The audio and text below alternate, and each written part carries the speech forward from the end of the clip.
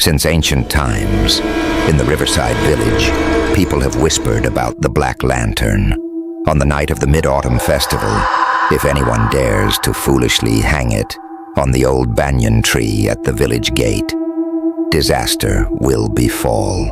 3 absolute prohibitions. Do not light any flame other than the moonlight when hanging the lantern. Do not let children touch the lantern. And most importantly, never laugh or play around the Black Lantern. For when laughter echoes beneath the full moon, the lion dance drums will turn into funeral cries. Children will become wandering spirits, and the one who hung the lantern will bear a blood curse for the entire village.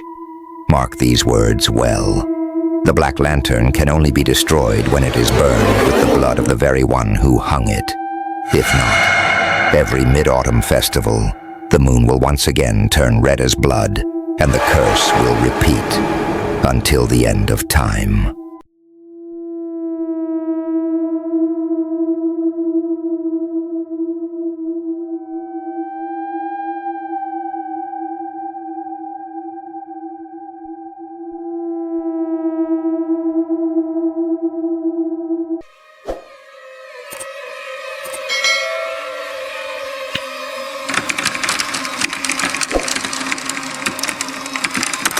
Mia trembled, clutching the hem of her shirt tightly.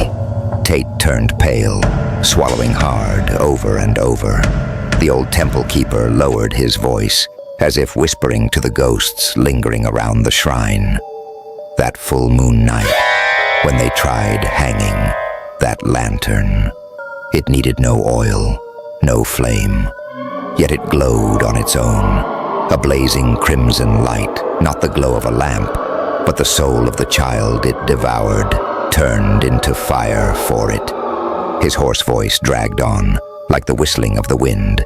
From then on, the curse began.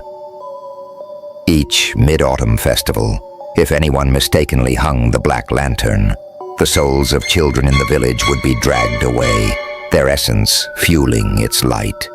Their blood drained dry, leaving behind nothing but shriveled husks. The group froze, their hearts pounding in their chests. The elder's tone hardened, each word hammering into their ears. Terrified, the villagers made a pact. Since then, only red and yellow lanterns may be hung during mid-autumn. Black must never be spoken of again. But remember this, in the dark, the children whose souls were devoured have never been freed. They still wander the festival nights, waiting for a fool to call them back. A sudden icy wind swept through the temple. The incense stick the elder had placed quivered, its ash falling like streaks of dried blood, staining the stone floor. Nathan held his breath, his spine frozen stiff, when suddenly he heard it, right behind him, the faint giggling of children, thin as smoke, yet heavy, drilling deep into his ears, echoing as if from the bottom of a grave. The group spun around, but behind them was nothing, only the suffocating darkness clinging to the temple walls, thick as if something hid within. That night, after everyone had gone home, Troy wandered alone through the riverside market. Red lanterns hung everywhere along the docks, their golden light reflecting off the shimmering water. But amid the noise and bustle, Troy suddenly froze before a shabby little stall. An old hunchbacked man sat there, his wrinkled face cracked like the bark of a rotting tree, displaying rows of worn paper lanterns. Among the dozens of red, yellow, and green ones, Troy's eyes locked onto a single pitch-black lantern. It hung in the corner, isolated, as if it had swallowed all the light around it. Troy stood still, his gaze drawn into it so completely that the sounds of the market faded into a distant blur. "How much for this one?" Troy asked, his voice raspier than usual. The old man slowly raised his head. His murky eyes gleamed faintly red, and his lips twisted into a crooked smile. uncertain whether it was a grin or a tear splitting wider. "It is yours. Only you can see it." Troy frowned slightly. His heartbeat quickened, a mix of fear and strange excitement swelling in his chest, as if fate itself was daring him. He pulled out money, but the old man refused. His skeletal hand brushed it aside, then suddenly shoved the lantern hard against Troy's chest. His voice rasped, thick and cold, like breath from the grave. "Take it. On the night of the full moon, hang it, and you'll see the truth."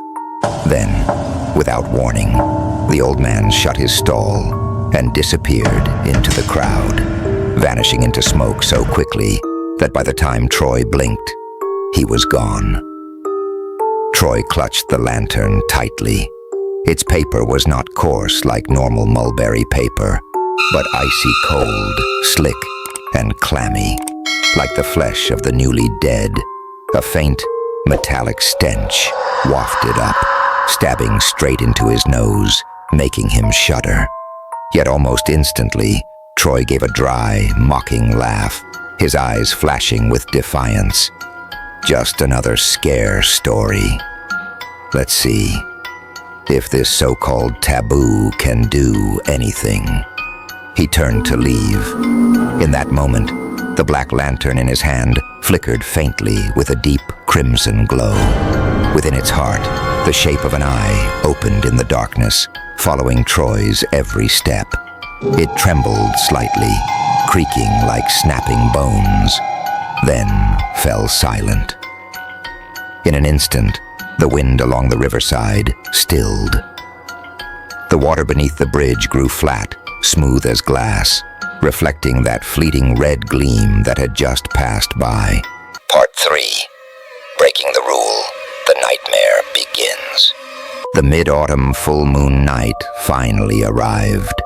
The round moon hung high above the mountain peak, its pale white light cold and sharp, like a giant bone suspended in the night sky.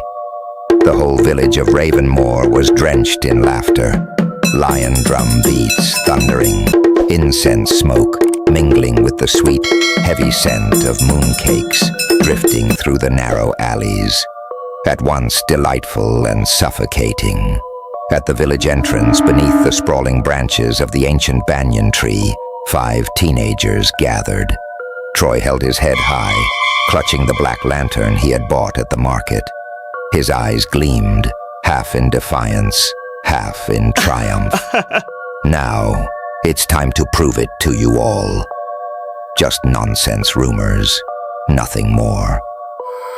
Laughing, he hung the black lantern from a low branch, letting it dangle among the glowing red and yellow ones around it, an ugly blotch of rot against a healthy body.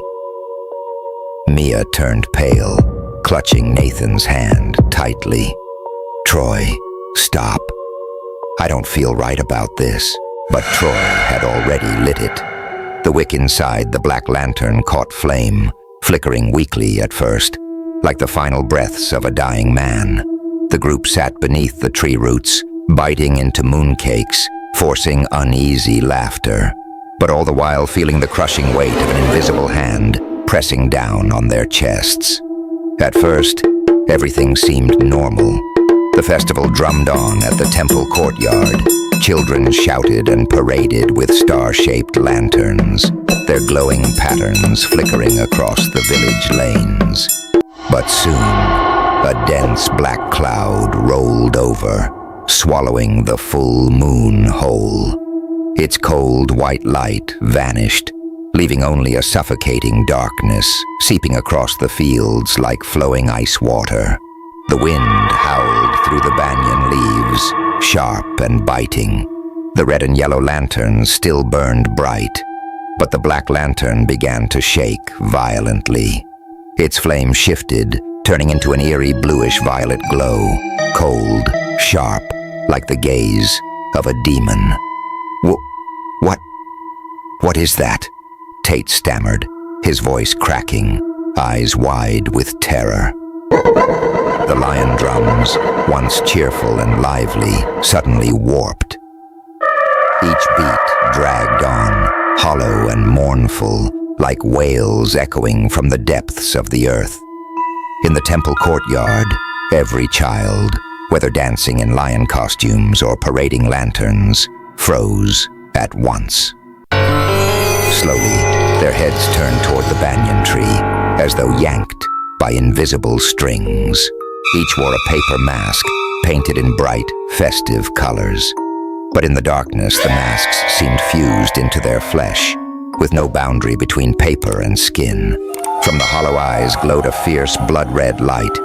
Hundreds of heads tilted at the same unnatural angle, all gazing toward the burning black lantern. "Look! Their eyes! Their eyes!" Mia screamed, her voice tearing through the night. Nathan grabbed her shoulders, holding tight, but his whole body shook violently, his teeth grinding together. Suddenly, the black lantern rattled wildly, shrieking with a metallic screech, like claws raking across iron. Its violet flame flared, casting a sickly, broken light across the banyan roots. In that glow appeared dozens of small, twisted shadows.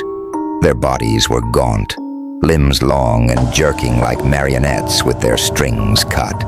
They shivered, flickering like torn dolls, faces blank and broken, but their eyes were bottomless pits, glowing crimson. The air thickened, suffocating. Troy forced a crooked grin, sweat dripping down his brow. Probably just coincidence. His words froze the group in silence. For a brief moment, nothing stirred. Only the steady chirring of insects outside, strangely ordinary, as if nothing had ever happened. That strained quiet made them breathe slower, desperate to cling to a shred of calm. Then Josh, the youngest of them, stood shakily. His voice cracked, trembling. I'm thirsty. I'll go to the well for water." Before anyone could stop him, Josh grabbed a dipper and slipped into the suffocating dark. His footsteps echoed, fading into the howling wind. The others listened, straining to hear the splash of water against the bucket. But instead came a sharp, grating noise, a horrific scraping, claws or metal raking against stone. Then a single scream tore through the night, short, strangled, cut off mid-cry.